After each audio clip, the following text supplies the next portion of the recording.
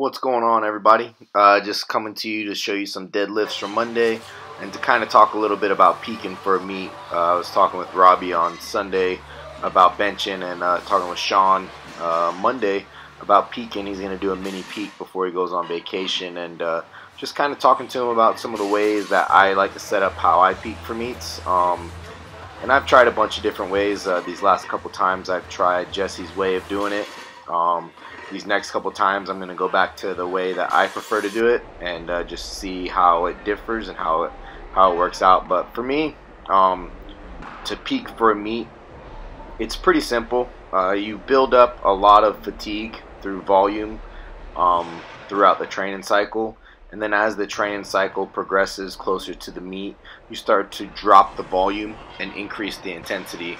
So you're doing less sets or less reps, however you want to look at it, and then you're upping the weight, the percentages. So say if you do 6 sets of 6, and the next week you do 5 by 5, the next week you can do 4 by 4. So as you're getting closer and you're going week to week, what you're doing is you're dropping the volume, because volume creates the most fatigue, and that way as the fatigue starts to wear off, you can start the super compensation phase to where your body fully recovers, and then you're able to peak for the meet. But keep in mind, you still want to train heavy, you still want to get your work in going into the meet, because even if you do a 100% proper peak, I would say you probably get anywhere from 3 to 5% of a increased carryover from that. So you still want to train heavy, you still want to get good weights in, trying to hit PRs going into the meet. That seems to be the way that I've had the most success, doing doubles and triples, PRing going into the meet. So as you progress into it, you'll be 3 to 4 weeks out, and you'll be doing a lot more doubles. Very, very rarely will I do singles, but doubles and triples will be the majority of most of the lifting.